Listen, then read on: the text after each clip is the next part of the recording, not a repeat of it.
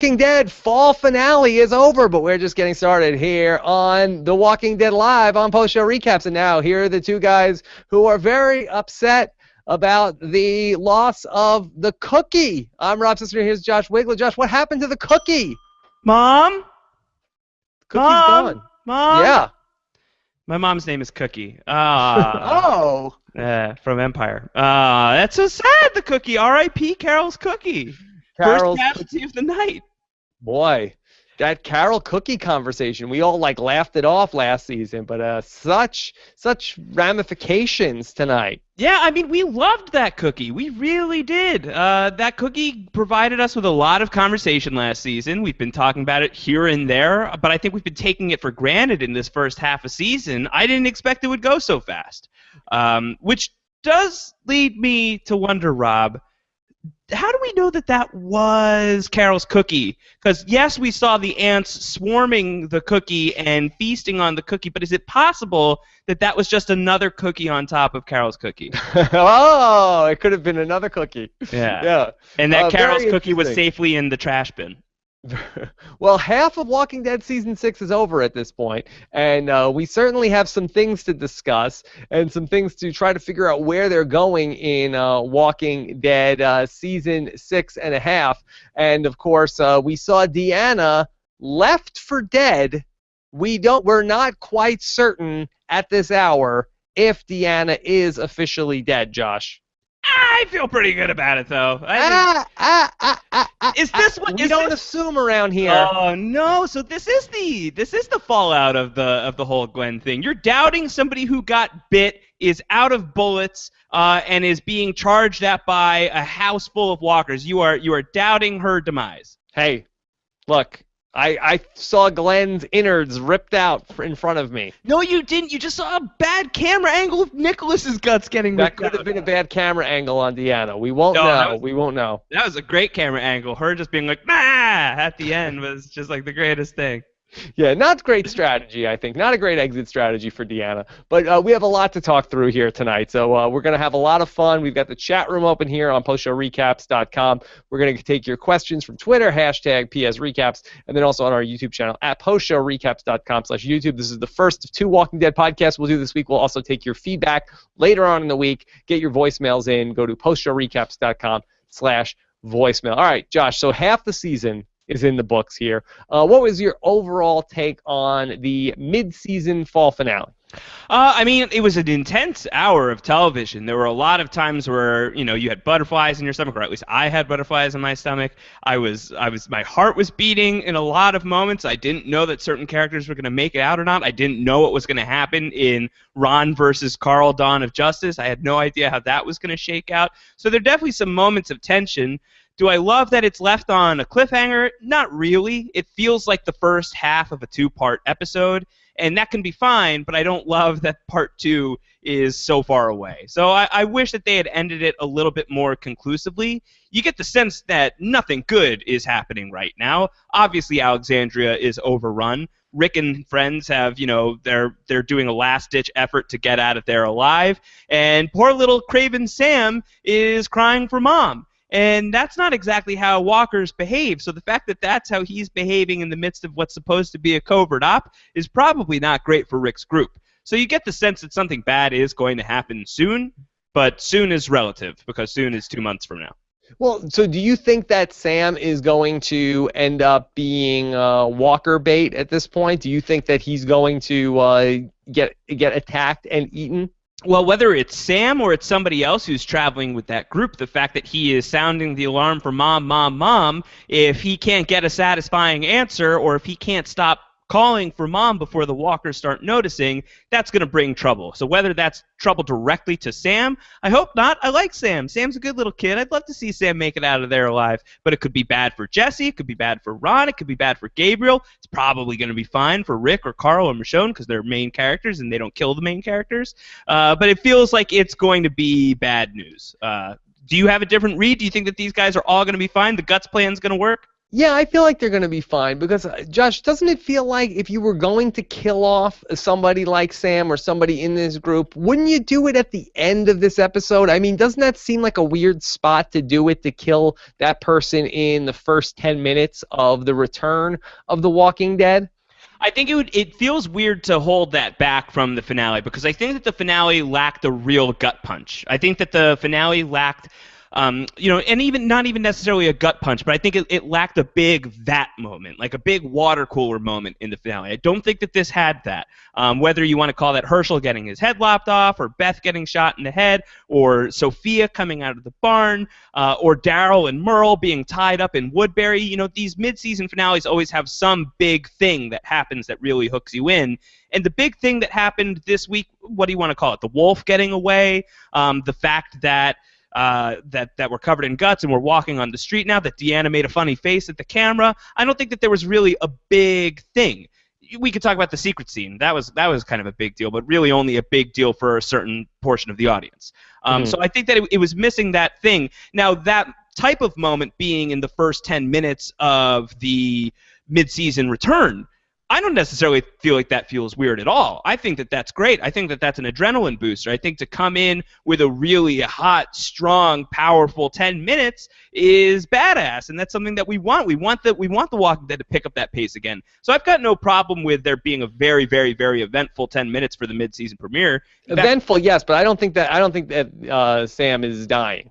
Well, maybe not Sam, but I feel like some sort of Sam calling for mom is going to make this plan go wrong. So I feel like we're going to get that, but I feel like however the plan was going to go wrong or however this was going to impact things, I'm surprised that we didn't get that in the finale. I feel like some sort of exclamation mark in the finale would have been nice. My prediction is everybody in that Rick group ends up being safe and accounted for when they get through whatever. Like maybe the mom thing ends up, creating some action where now they're going to start getting chased. But I think that everybody ends up being fine from that group. Yeah, no, and I can see that, but you would think that, like, at least you could have gotten, like, the walkers turning their attention to Sam calling for mom. Something that just would give you a little bit more of a tease that this thing is about to go really, really badly. Because it feels inevitable that this thing is going to go bad. Yeah.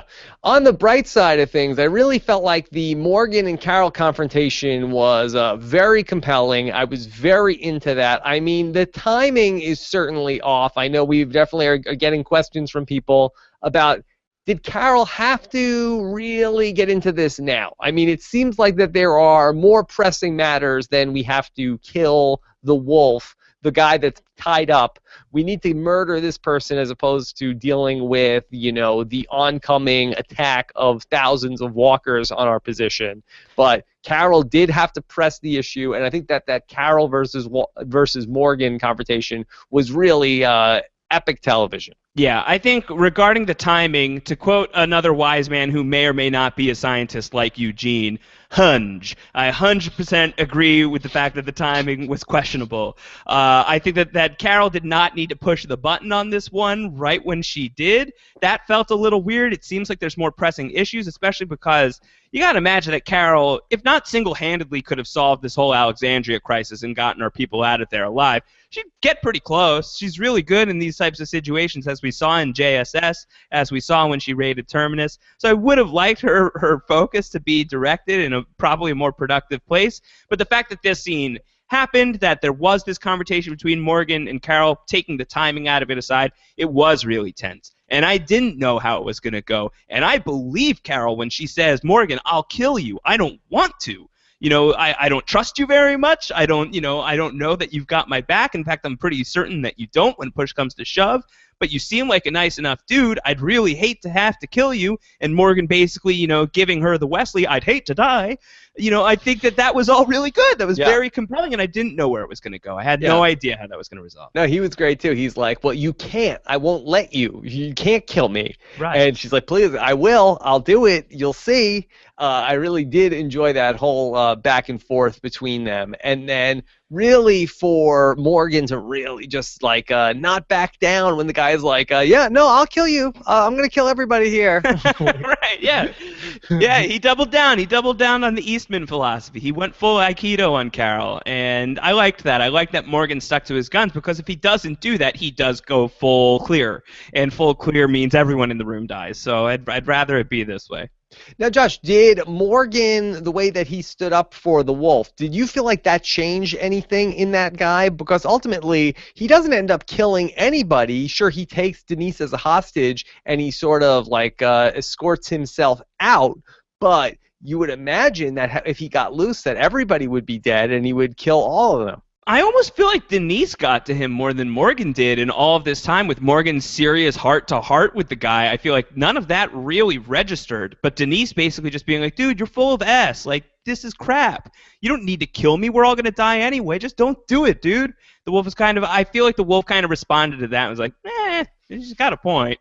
But he also likes to take things. He likes to take what's his, and I wonder if like he's just like, I kind of like Denise. I'm going to take her. She's mine now. Claimed. So I don't know. I don't know why he didn't kill Rosita and Tara and Eugene. All three of those people should have bullets in their heads, and probably the unconscious bodies of Morgan and Carol should be lights out as well. But the wolf, he played nice today. He was the big, nice wolf. You would think that he would Nice-ish. Maybe he's taking Denise because he needs her to give him the treatment. I'm not sure if she left with her medical bag. Maybe he's going to, have her like patch him up and then ultimately set her on her way. Yeah, and she seems, she seems amenable to that, to some, to the degree that it means that she gets to survive. She seems like she would be down with that. Josh, how about this? Could the wolf be like Hugh Borg? Could they change him and then he could go and sort of like disarm all of the wolves and sort of change their whole culture? Well, I love that. But that really that suggests that the wolves are still out there. Do we think that the wolves are still out there? Or do we think are the wolves just over now? Have we moved on to Negan now? I think we've moved on. I think that was it. That was it with the wolves. I think that the Negan thing is going to be a much bigger deal than the wolves. Yes, I do. Whether or not we're done with the wolves, but the Negan thing is a bigger deal. Wait, were the wolves just like 8 guys? Yeah, it seemed like they were just like a pack of wolves. They were just, these kind of shoddy wolves. Wolves are coming. Here come the wolves. Wolves this, wolves that. That was it for the wolves. They showed up one episode and then that's it. When we went through the whole Terminus thing, where you'll find sanctuary at Terminus. Terminus is the place for you. We give out free hugs and high fives and barbecues for days. That really just resulted in one episode of Terminus, basically. And then those guys were dead in 3 episodes. So this isn't unprecedented for The Walking Dead to tease this big group and just have them kind of go away. Sort of randomly. That's what happened to the Clavers. I know I don't like to get into the comic book spoil. There's nothing else with the wolves from the comic books? This was it? There's no wolves in the comic book, Rob. The wolves don't exist in the comic. The wolves was just like a made-up thing. It was just buying time for a little bit. I mean, there was so much build-up last season. The wolves are coming. They spray painted on the walls. Right. And it was like the whole marketing for the season. Like, oh, wolves, watch out. Here come the wolves. That was it? I don't know if that was it. That would be my guess right now, that it seems like most of those guys got wiped out in the Alexandria thing, but maybe there are more of them. Who knows? I mean, this whole time I was thinking, like, forget the walkers. The wolves are the big threat, the big bad, the big menace this season. There's just one wolf guy. It's just the one wolf right now. Who knows? Honestly, no idea. Not in the comics. Couldn't tell you, Rob. I mean, there's characters in the comics that the wolves have similarities to, but not a one-for-one. And the show often riffs on the comics anyway, so who really knows? But my feeling is that the wolves aren't a huge, huge menace. And now that we did get the N-word, we got Negan on the show. Well, different kind of word. Now that we got Negan on the show, now that they dropped that bomb on The Walking Dead, that's a really, really big deal. It probably goes over the heads of a lot of people, but Negan is a very, very big deal, and that's going to be, I think, a much bigger focus in the episodes ahead. Yeah. For people who did not see that secret scene that was in the first commercial, and which I feel like most people would see it because everybody is loving Into the Badlands and watching it immediately right after this. But just in case they're DVRing Into the Badlands, they're going to watch it later on tonight after this. So could you just set up the secret scene that was shown, the epilogue for the fall season finale between Abraham and Daryl and Sasha? Right, yeah, they're calling this the prologue for the second half of season 6. We have Abraham, we have Sasha, we have Daryl. They're in their truck they get stopped on the road by a bunch of people riding motorcycles, and the guys in the motorcycles have guns, and they say, get out of the truck. That truck is ours now. The fuel in the truck is ours. The seats are ours. Anything under the seats, everything you've got now They said if you have any porn, it's ours. Yeah, if you've got any porn, bring it to me. I don't know how. Very specific. It was very specific. That guy seemed like he was really interested in that, heavily interested. Would have been great if Dad was like, wait, what? Why are you talking about porn right now? I was like, I'm just saying, if you have any, I don't know if you do. Abraham possibly did. Abraham steps forward and says, "You're not taking my porn." That's the line in the sand for Abraham. But yeah, this guy says it now belongs to our dude, and they're like, "Who's your dude?" And the guy says, "Negan. Negan's our dude." And that's I don't think they say dude that much. But Negan is name dropped, and Negan is a big deal character from the comics that people have been waiting to see for a very long time. So it's right around the time that Negan starts getting teased out in the comics. We're now there on the show. That's really exciting stuff. He's a big one. He's a very big character. And there was casting news recently on Negan that they've cast a Negan who is Jeffrey Dean Morgan, but he wasn't in that scene, right? They're talking about Negan in the third person, correct? Correct. Yeah, they're kind of setting him up to be the big bad wolf blitzer, so to speak. That he is somebody that they are mentioning by name, but you don't see Jeffrey Dean Morgan on the show. I don't know when we will see him on the show. I would expect that it's going to be one of those things that they tease out. This kind of feels like the new Morgan, where Morgan was kind of teased out throughout season 5. I feel like that's probably where we're going with Negan, that he's going to loom large over season 6, but won't make his move, won't show up on the show until later on. Season 6 finale, season 7 premiere. But it's a really cool cliffhanger for the comic readers for sure, and for the people who don't read the comics, all I'll say is, dude means business. So that'll be fun whenever we get Negan on the show. We'll have a lot to talk about there. Okay, so that is looming over the back half of season 6. Do you think we're done with Alexandria? I mean, is Alexandria redeemable? Well, certainly Michonne and Deanna would like to think that it is. That was their whole storyline tonight, that Michonne was like, dude, Deanna, I've been looking at your map, and it's great, and I think that it's still possible. And Deanna's like, really? Even, with all these things that are happening right now and me dying? You think that Michonne was patronizing a little bit to Deanna? I mean, we saw Deanna's plan. It was like a 5-year-old made it. It was just like, oh, okay. Oh, no. Barley, rye, corn. That's the plan. That's what we'll do. Whose voice is that? That's Deanna. That's a good Deanna. We'll plant. We'll plant, we'll farm. We're farmers again. I think Michonne seemed to like it. I like the cut of your jib. I think that Michonne seriously liked it. I think that she was a fan. So I think that she's telling Deanna, like, I saw what you wrote. I loved the Latin. Don't know what it means, but it seems important. I think that she's in. I think she's all in on the Alexandrian dream. So you're thinking Alexandria might be done. Don't tell that to Michonne. I think that she would disagree. Get me some stationery. I've got some notes to write. Well, she did. That was like one of her final. Where is Spencer? Where is her son? Yeah, it was kind of. I mean, listen, no love lost between me and Spencer on this show, but I would have liked to have seen him, in the episode that his mom dies, and even if he's not going to see Deanna, I would have at least liked to have seen where the guy is. Who knows where he is? Yeah. So we don't know if he's presumed alive, that you would think that they're not going to make that big of a fuss in the episode right. With, sending him a letter if he's not alive. Right. Let's talk about Ron and Carl. Okay, let's talk about it. Let's talk about Ron. Ron and Carl, we were tracking this last week. It seemed like Ron had it out for Carl. He's been, building towards something douchey all season long, just like dear old dad. And looky here, it totally bears out into this really stupid fight with Ron and Carl.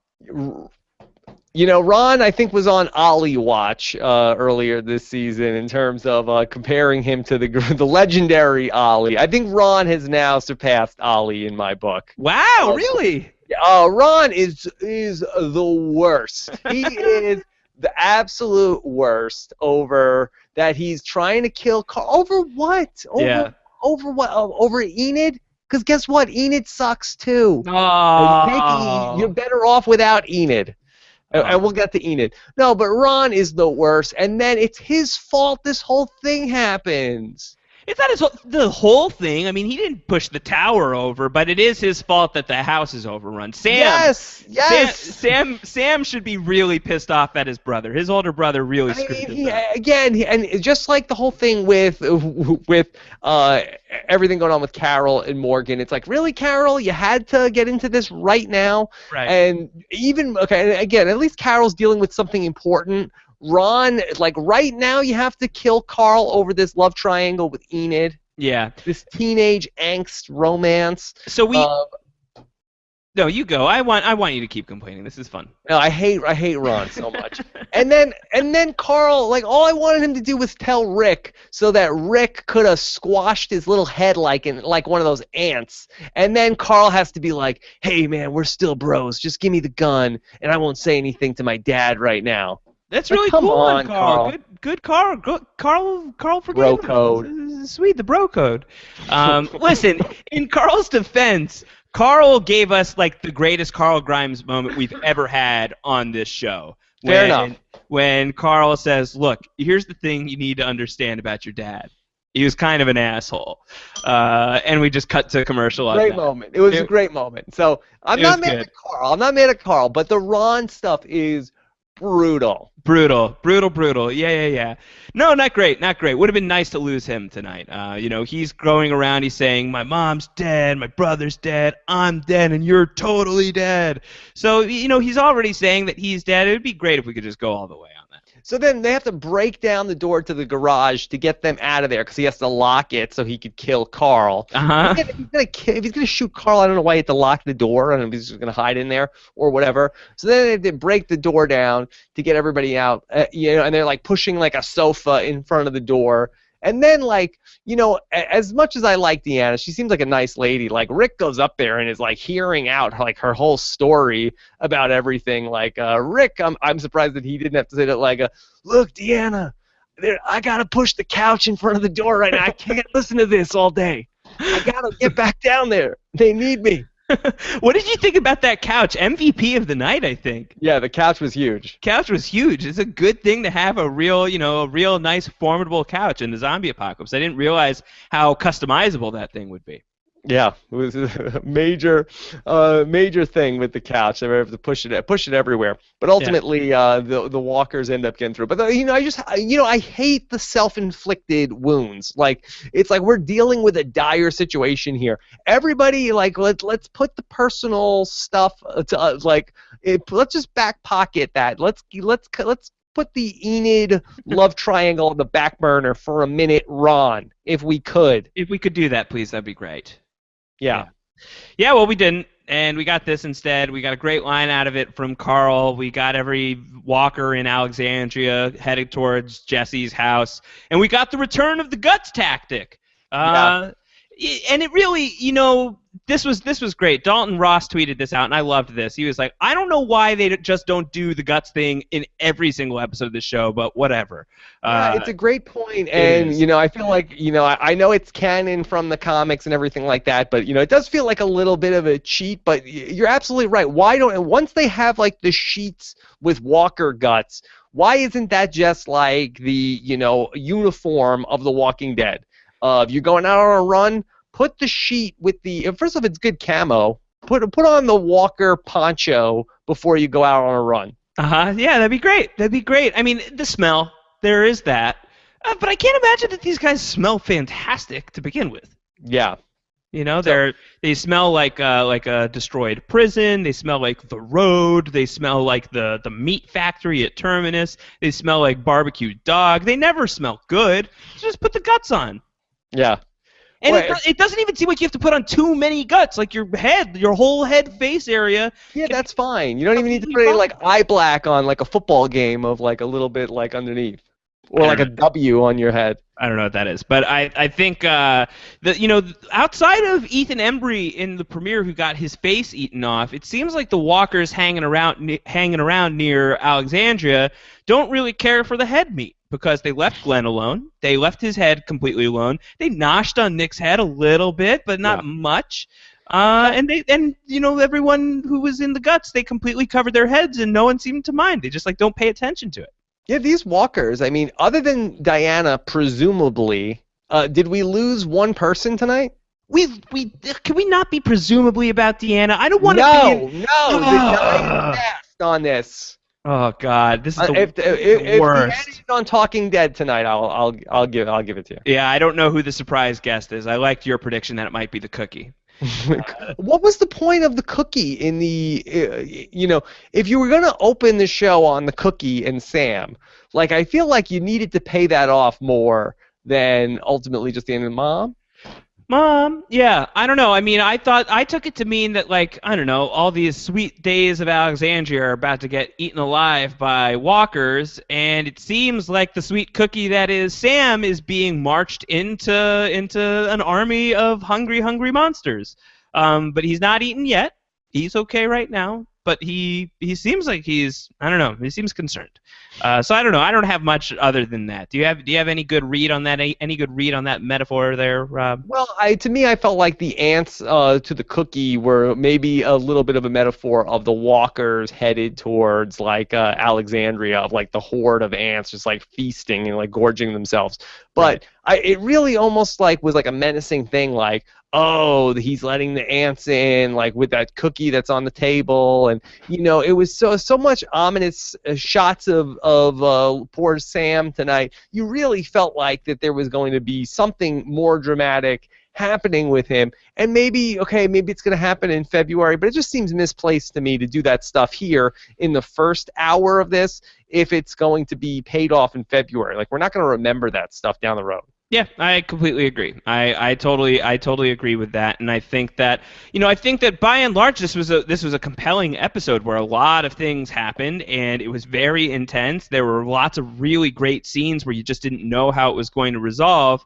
But I think the problem for me is that this is the capper of the first half of season 6, which has only spanned 24 hours. So much has been up in the air this season, and it doesn't feel like much got resolved here. And I get it. The cliffhanger, keep people coming back in February. People are coming back anywhere. So, this is The Walking Dead. You're not really losing the audience. So I don't know. I would have liked a little more resolution, and that will stick with me a little bit. I feel like we could have gotten a little bit more resolution in this episode. Yeah, I don't even mind the compressed timeline. It's probably been like closer to like 2 or 3 days of this. I really don't think so. I really think it's been about a day. All this has happened in one day. Let's get a fact checker on it, but I'm pretty sure that it hasn't been much more than a day. It's been. I'll say it's been 48 hours. I think that it's under 48 hours. I think it would be at best closer to 36. Okay. Yeah. Well, let's not split hairs too much on this. No, let's do it. Let's just talk about that. I mean, it's not so much the compressed timeline, but I just feel like that we didn't tell a complete story tonight. As long as you could just tell one small story with a beginning, middle, and end. And I don't know if we got that tonight. I agree. I've got nothing else to add. I agree. If we could, it's nice if each episode can stand on its own a little bit more. And I feel like we just had sort of set up for stuff and more set up, and not a lot of payoff to anything. Yeah, I think so. And I don't think that I'd have a problem with it if there was another episode next week. I don't think that I'd be that bummed out. But the fact that we have to wait, probably 8 weeks or something like that is frustrating. Because we worked all season to okay, well, at least before we get to the finale, we'll get to, some sort of solid ground. And really, the only thing that sort of got resolved was sort of the trickery that was around the Glen thing. And that wasn't so much story as it was sort of like a little bit of a trick angle on a shot. Right. Yeah, no, I agree. I think that there's a lot of story that's still up in the air and not a ton of it got addressed tonight or at least resolved. And I would have liked that. But what can you do? I think that the good stuff in this episode was very good, but I'd be lying if I said there wasn't some stuff that just annoyed the crap out of me. Now, Carol is going to be fine, right? Yeah, Carol's fine. She got a concussion, so she's in concussion protocol, which means now that we may not see Carol for a couple of weeks. They're going to run her through the whole concussion protocol testing. Okay. And, if she passes through all the stages, then she'll be back in the season 6 spring premiere. Okay. And how do we feel about that toward Morgan? Does that apply to Morgan? He also seems to be concussed. Yeah, well, he has to pass through that same concussion protocol, and if he passes all the tests, then he can return to action in The Walking Dead. Okay, this is good. I like this. Yeah, I think those two are fine. How do you think we resolve this situation with all the walkers? Does Rick get to the armory and you just blast his way out of this? Yeah, well, I would have thought that maybe Abraham and Daryl and Sasha were going to get there and just missile launch the walkers, but that didn't happen. That seemed like a pretty good bet. A lot of people were writing in and leaving voicemails for the feedback show, basically suggesting that. Rob, you had suggested that a couple weeks back. Depending on how this thing shakes out with those three and Negan's guys, if they can get out of that situation with their truck and their stuff intact, then maybe that's still part of this. But they seem to be decently far away, and they seem to be preoccupied. So I don't really know. I don't know. I have no idea how they get out of this. You got to assume that some of them. Okay, so Daryl, Sasha, and Abraham, are they captured now by Negan, or is they just getting held up? I don't know. Are they going to be prisoners? That could be pretty cool. I mean, they would be separate from our people for a while, which they already have been. So that might be a little sad. I'd like to see a reunion with those people, but it could be cool to go behind the scenes and see what that situation looks like. Or maybe they're just getting held up, and it's just like, hey, give me your stuff, be on your way. Okay. Glen does not reunite with Maggie in the mid-season finale. He does see Maggie, and he can see that she's okay, just as she was able to tell he was okay with the balloons. Were you disappointed we didn't get the Glen and Maggie reunion? I think that's probably a lesser concern for me, given everything else that's going on the show. But it would have been nice. It would have been nice to see them reconnect after everything that's been going on with Glen recently. That would have been nice to have a little bit of a kiss and make up moment there, a little bit of a reunion. But he saw her. She's good. She's fine right now. I mean, she's fine, again, relative term, considering she's on like this wobbly platform with tons of walkers at her feet. So let's get her out of there. That would be good. Okay, now Glen and Enid. Boy, Enid is a real negative Nancy at this point. Like, I just don't understand this shift in Enid's character where she was like, oh, she's tough. She goes out over the wall and she goes and hangs out amongst the walkers and she's JSS and she's a tough customer. But now all of a sudden she's just like ready to just like, fold her cards and be like, oh, this is what always happens. This is how it happens. Yeah, but I think that Enid has also kind of put it out there that she just JSS's and just wants to do anything she can to survive. So going to Alexandria and seeing it torn apart the way that it is right now and Glen being like, hey, we're going in there, that's like the exact opposite thing that Enid wants to hear. So I get where Enid's coming from, and also she's just had a horrible string of luck in the apocalypse, losing tons of people that she loves, her family in that scene, having to eat the turtle. She probably didn't want to do that. But what is she talking about? Oh, this is how it always happens. Why is she giving us shades of Jacob and the Man in Black, Josh? Oh, so do you think that she's been here forever? Yes. Yeah. She's watched the apocalypse over and over and over again. Right, and they keep coming. The turtle. They keep coming. These walkers, they keep coming. They fight. They kill. It always ends the same.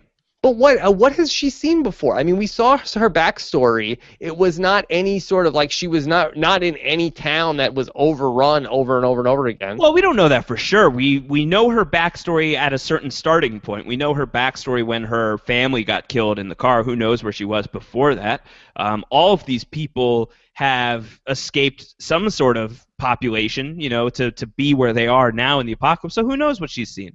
I don't know. I feel like this is consistent with the Enid that we've gotten to know this season, especially, which is definitely a more drawn-out character than we got in the back half of Season 5. So I think that this works with who she is. It's not, is it the character you want to watch the most? Maybe not, but I think that it works for what we do know of Enid, that she would be very skeptical of going back to Alexandria and really wouldn't want to do it and would be a real negative Nancy about assuming that this is all just going to end really poorly.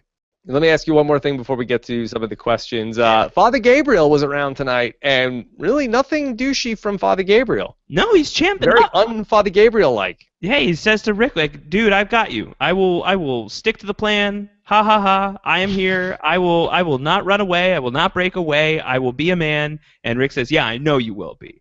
And so Rick is, he's decently nice to Father Gabriel as well. But yeah, Father Gabriel, maybe he's sincere about wanting to be a good guy. I don't know. You don't know. It's so funny. Like Rick was like walking with like Deanna. He's like trying to get her somewhere safe, and then it's like, oh, here comes Michonne with Carl, Ron, and Father Gabriel. Right. Oh, great. Great. Yeah, the real A squad, right? Yeah, this is the A team. Yeah. This is who I have to fight this apocalypse with. This is my team. These are my people. I don't know. I would be disappointed if I was Rick. It's like, you couldn't find Aaron. You couldn't find Heath. Yeah, I mean, we should presume everybody not seen tonight is fine. Yeah, I think so. For now, at least, I think that we would have seen them. Okay. All right. So, you ready to get into some of these questions? Yeah, I am. Anything else you want to touch on before we get to questions? No. I think we're ready to do this. So Okay, here we these go. questions, courtesy of the great Alex Kidwell, who's the man. He's been combing through them like Walker guts, just ripping everything apart, looking ripping at these them out. questions. Ripping Okay, them what do you got? Emily. All right, Emily S. If you were Deanna, would you have wanted to go out guns blazing and end up Walker Chow, or saved a bullet for yourself? Yeah, I mean, I think that would probably Presuming, yeah. you know. Stop. Are you just playing with me, or do you mean it? I look, there are some Deanna is alive truthers out there. No, come on. They sent me a screenshot where it looks like that that there was a way out the window. But she's been bitten on the love handle. What are they gonna do? Cut off her love handle? It's too late. Well, it's over. It's over. Deanna's done. Get over it. Shut up. But yeah, I mean, I'd probably save the bullet for myself, just being honest. Yeah, no, totally. I don't know what she was trying to prove there. She just wanted to give us that great scream face. I guess so. It was really good. Okay. All right, this is Coach's Beard. Coach's Beard. Should this finale have been 15 minutes longer instead of a cliffhanger? Thumbs up. I give that a thumbs up to Yeah, I do have to say, not to nitpick too much, but when we spent 90 minutes on the Morgan backstory with Eastman, it does feel a little cheap that we only got the 60-minute finale and there's so many other things that we could have spent more time on here. I genuinely felt like, there was another 10 minutes of episode left. That felt like the pacing, that felt like where the story was building toward, and it just ends. It's like a Sopranos moment. It's like a cut to black and like, what? It's like when you would tape something. It's like when you DVR something, but it cuts a little early and you don't have the rest of the episode and you're pissed off about that. It felt like that. It felt like there was more and we just, somehow the cable cut out. Yeah. No, Deanna and Deanna Company, we could have spent more time there with her. And it's, there's other things that's like, why did we spend time with this when we could have talked about something else? So it's not necessarily the runtime, but it feels like that there was more that we, could have seen, and a couple other threads that we could have spent more time with. Yeah. Well, we'll see that stuff in February, presumably. All right. Presumably. Yeah. This is from Matthew Bilms, who says, "Where has Aaron gone this season? And Heath? Why are there new characters if they don't show them?" Where Heath has barely been here. Heath was in like an episode. Yeah. Okay, he'll get his own episode in season 8. 90-minute flashback. 90-minute backstory on Heath. I like that. I'm into that. But yeah, I wish that we saw some Aaron. I love Aaron. Aaron's a great character. I think that he's really, really terrific, and he's been great in every scene that he's been on the show. I would have liked to have seen Aaron here. Maybe even with Maggie. Him and Maggie have been kind of joined at the hip. Why not have him hanging with her? Maybe he's in hiding with Eric, his boyfriend, who seems to be in his protection. Yeah, I did feel like Maggie got the short shrift in the finale. I mean, she had basically like one scene and no dialogue, really. Yeah. Oh, this is funny. This is from Katie Beth Austin. Deanna, I know you think Judith is the future, but that doesn't mean you should go die and reanimate next to her. I just wanted to see her one last time. I just wanted to pinch her little baby cheeks. Yeah, she's the best baby. She never cries. Yeah. I'm so sorry, Judith, that you will not grow up to have great beard growing abilities like your father. You won't get any of that wheat. Or barley. Or rye. Or pumpernickel. We were making bourbon. It was going to be great. My son was going to drink it all. We were making our own crackers. Yeah. It's going to be really good. Do you like Latin?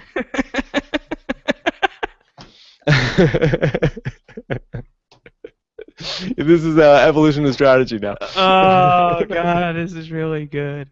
We want. This is why Deanna needs to come back. Oh, she's with us for the ride. She's the new Jillian. Yeah. So that was kind of elephant tongue that Deanna went and almost died next to Judith. That was pretty bad. She's like, my legs gave out on me. Yeah, it was a funny shot though. Yeah, no, it was very funny. Yeah, it was just a bad call. Bad call. All right, here is Cabin-douche. Cabin-douche, welcome back. Cabin-douche says, are the ants eating Carol's cookie a metaphor for the world eating away at Sam? Rob, I think you and I both agree with that. I don't know if it's necessarily the world eating at Sam. I agree that there's some sort of metaphor of the ants eating the cookie or like the walkers, but I don't know if it's necessarily like the world eating away at Sam. I think that's probably one bridge too far. 1 degree too many. Yeah, I think that we've seen that with that character though before on the show. I think that we've seen with Sam, he's wondering about the monsters, and he's been freaking out on the top floor this entire season. So I think that he's certainly one of the sweet little cookie chips that is being feasted upon by the ants, at least metaphorically. We'll see if that bears fruit in reality. Right, like he seems really affected by the whole thing. I mean, Josh, can you just explain to me the timeline of the cookie? Like we had in the season 5 second half, Carol explains everything to him of like, okay, if you say anything about these guns, then I'm going to tie you to a tree and the monster's going to eat you, like, or we could have some cookies. Right. And so then he's like drawing the picture of him tied up to the tree with the monsters eating him. And then there's like a half-eaten cookie. Like, explain to me how the cookie got half-eaten and then left for dead forever. I think that that's one of the most unrealistic things that's ever happened on the show. Because Sam was going to eat that cookie. Right. I mean, Sam was all about cookies. Like halfway through a cookie, and it's like, hold on a second. The lady who said she was going to kill me made these cookies. Maybe they're poison. I'm out. You know what? I'm done eating the cookies. I'm done eating. I'm going to put this half cookie down. I'm never going to touch it again. But he ate so many, and he's fine. Unless, eating the poison... He would stop eating the cookie halfway. Yeah, there really is no reason. Unless he's just like, I ate so many of these. I'm getting fat. I need to watch my weight. All right, let me give you then. I said there was no way it was true, and then let me give you the answer, okay? So he eats half the cookie, and then it's like, ew, there's an ant on it. I'm not eating that. Right. Yeah, that's probably it. Like, I'm never touching that cookie again. There's an ant on it. And then all the ants are like, oh, sweet, cookie. Yeah, they all just like pile on. Yeah. Yeah, I think he would have eaten that cookie, though. Well, Josh, in the comics, did they say what happened to the cookie? Well, the cookie has a very different fate in the comics. The cookie survived a lot longer in the comics than it did on the show. It's I hate to spoil it, but it's still around. It's still around. The cookie is still alive in the comics? Cookie's still alive. Cookie's one of the few core characters that hasn't been bumped off.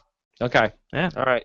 So we'll see. Well, I heard in the comics Negan eats the cookie. No, I'm not going to spoil that for you. Okay. I'm not going to confirm. All right. We'll see. We'll have to see what happens in season 6. Yeah. All right. What about Jason Riotmaker? He says, which side will the rest of take in the battle of Morgan versus Carol? You got to imagine everyone's Team Carol on this one. Morgan, why did you do that? Yeah. If you just let this guy die, we wouldn't have to worry about our only doctor being held hostage right now. Yeah. What's the ramifications there? Morgan is in big trouble, mister, right? You got to imagine that he's going to get a talking to at the very least. But right now, talking tos aren't our biggest concern. Right now, it's about action. It's about surviving Alexandria. It's about either getting the hell out of Alexandria or getting these walkers the hell out of Alexandria, whichever one they're able to accomplish. So any sort of condemnations toward Morgan are going to take a back seat to, Morgan and Carol waking up. That's a big one. And getting them out of Alexandria with their lives intact. So let's see if they can accomplish that one first. Josh, hold on. I'm hearing in my monitor. So next week, 40 minutes into the Badlands, the cookie has a special message. Oh. So next week, tune in to 40 minutes into the Badlands. The cookie will make an announcement concerning the back half of season 6 of The Walking Dead. I mean, anything to get more eyeballs on Into the Badlands. I think that's the driving force here. Okay. A few more questions. It is kind of a shame that there's all this very obvious Walking Dead bait to get people watching Into the Badlands. And Rob, you and I and Antonio Mazzaro just watched a couple of Into the Badlands episodes for our podcast Most Shows Recapped. We kind of liked the show. Yeah. It's not. It's not bad. It's not. Into the really bad lands. Like it's into the fine lands. It's into the fine lands. It's not into the great lands. It's not even into like the really good lands, but it's fine. It's into the totally fine lands, and it might get really good lands. So it's a shame that we have to like really just like it feels very low winter sun in like every time you were watching an AMC show and it was just like low winter sun, and it just became like a Pavlovian thing where it's like every time you heard that phrase, you're just like kind of rolling your eyes, and I feel like they're doing that a little bit with Into the Badlands. Just well, do you think that that's a thing? Do you think that AMC with these shows like shoves it down your throat so hard that people are like, you know what? I don't even want to watch Into the Badlands. Yeah, I think that could be. I think that could be a thing. I don't know. Maybe people would have watched Into the Badlands if it was like you not being like just like force fed to you. Yeah. Well, let me just tell you guys that toward the end of this Walking Dead podcast, I'll endorse Into the Badlands. You've got nothing else going on next Sunday night, unless you're watching the Leftovers finale, which you should do. But beyond that, Into the Badlands is pretty good right now. It's not bad. Yeah. Also, I'm hearing from Twitter that Deanna, the actress who plays Deanna, is going to be scheduled to appear on The Talking Dead tonight with Jason Alexander. Okay, that's great. So, confirmed dead. Jason Alexander is dead. No, Jason Alexander's fine. Stop. Oh, he's fine. He's fine. Stop. Yeah. So should we expect Deanna's name will be out of the credits next episode? Oh well, that is that will be the telltale sign, wouldn't it? Yeah. That's gonna confirm everything. We'll see. The cookie's name is still in the credits. The cookie's name is still in the credits. She still has the very coveted and Cookie as Cookie. Yeah, she's still there. All right. What about prolific Steve Davis? I love you, Steve Davis. Steve Davis says, surprised to see that Glen knew Maggie was pregnant? No, I'm not. No, he knew. He knew. I mean, I think that you get that now if you go back and you look at the season 6 premiere when Glen and Maggie are talking about Rick's crazy plan to lead the herd away from Alexandria, and Glen is like, Maggie, you got to stay behind. Deanna really needs you, and Maggie says, that's not the only reason you want me to stay, and Glen says, yeah, it's not the only reason. So it was clear that he knew. All right.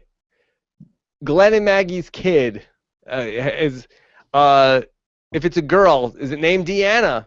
Its name is Cookie. Cookie. Will you name the kid after me? Could you? Could you just name? Doesn't Deanna Ree sound really nice? And if it's a boy, would you name him Reggie? Or perhaps even Dean?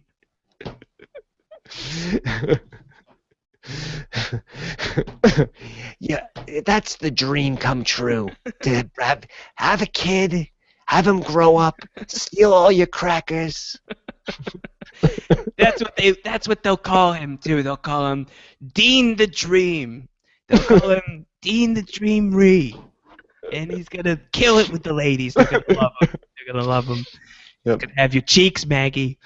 Glen, I want you to be like me in the field and spread your seed everywhere. Oh, no. Dial it back. Take it down. Bring it back. Oh, God. Oh, God. Emily, she wants to know, has this pretty much validated the fact that you have to view the world through Carol's eyes and not Morgan's? No, I think that this validates that there's got to be some sort of middle ground where, like, you're going to have people like Morgan who say we can't just kill everybody, and if that is such like a firmly, universally rejected idea, you're going to get Morgan locking up a wolf, and then you're going to get the situation you're into now. And then Carol's, edict of we just got to kill anything that's a threat completely is going to get us into the situation where Carol can only think about killing this wolf when Alexandria is under attack by walkers. So it really is screwing with everybody's priorities. Both sides of the argument, their priorities are way out of whack. So I think that it only, for me, confirms that some sort of answer in the middle has to present itself, kind of like what Michonne said last week, or she's like, it can't be as simple as we just don't kill people, but it also can't be like we just kill everybody. So I think they're still working on it. Jury's out. Yeah.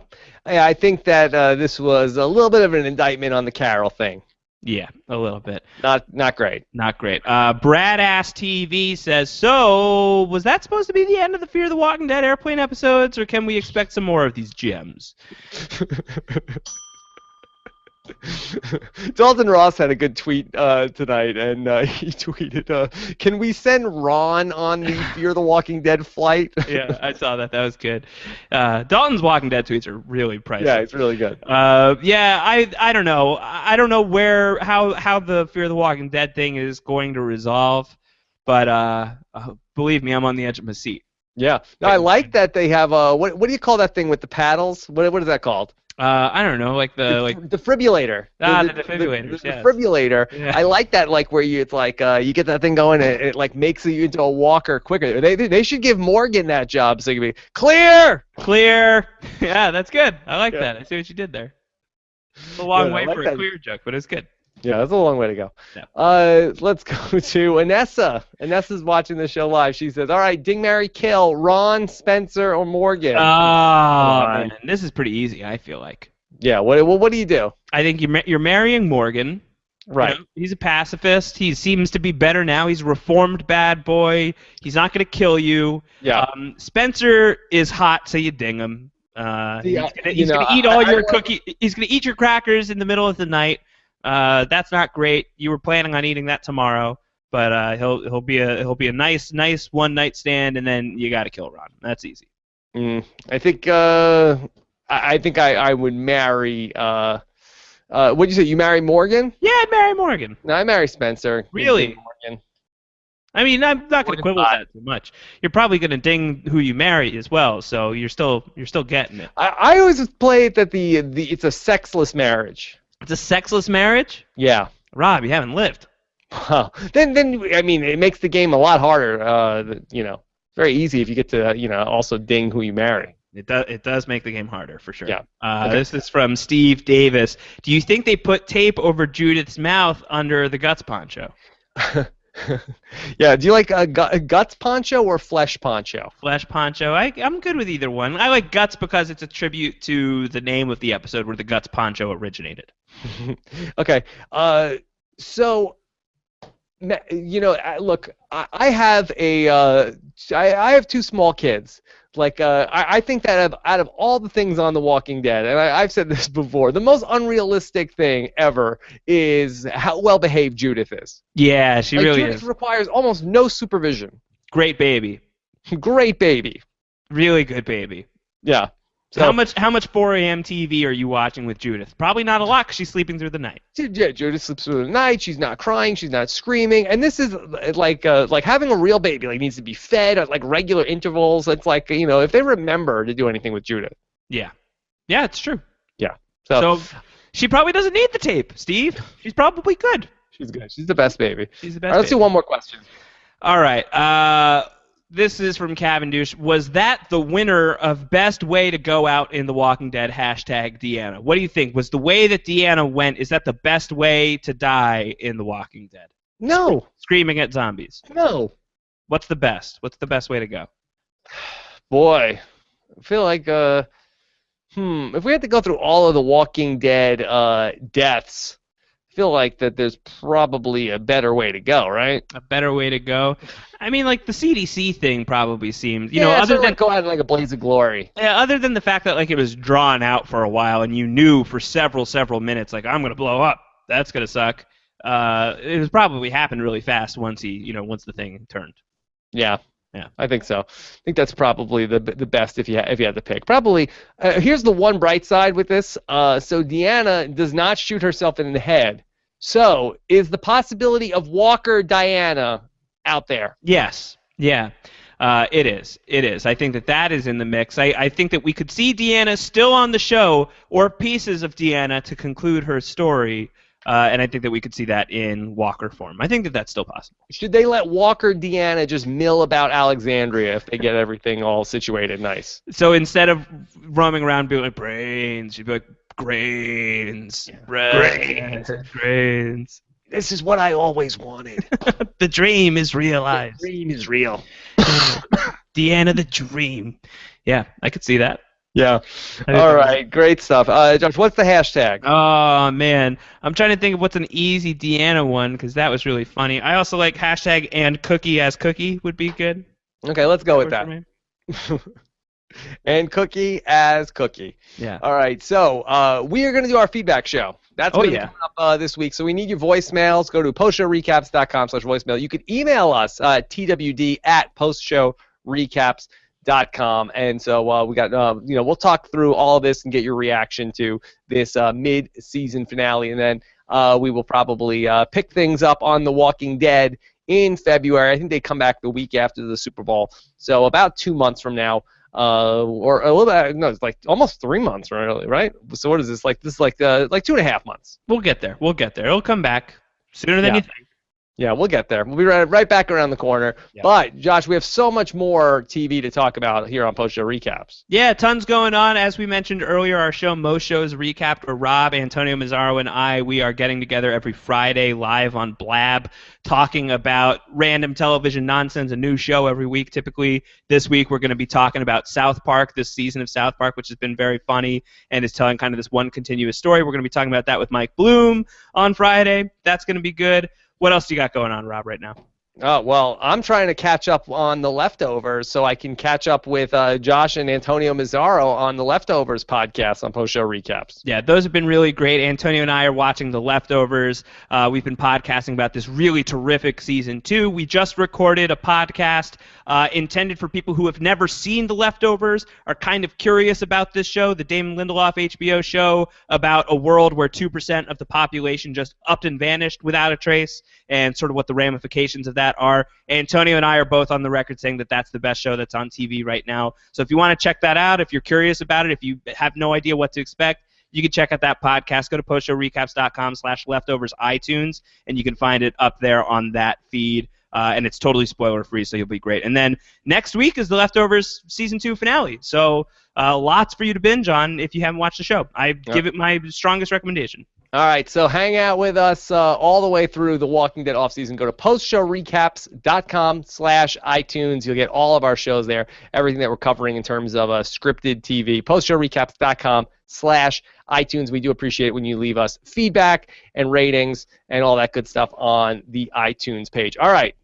Leave us your comments, postshowrecaps.com. Follow Josh Wigler on Twitter. He's at Round Howard. I am at Rob Cesternino. Anything else, Josh? No, send us those voicemails. We need them for the feedback show. Postshowrecaps.com/voicemail. Send those in. We want to hear from you guys for this feedback show this week.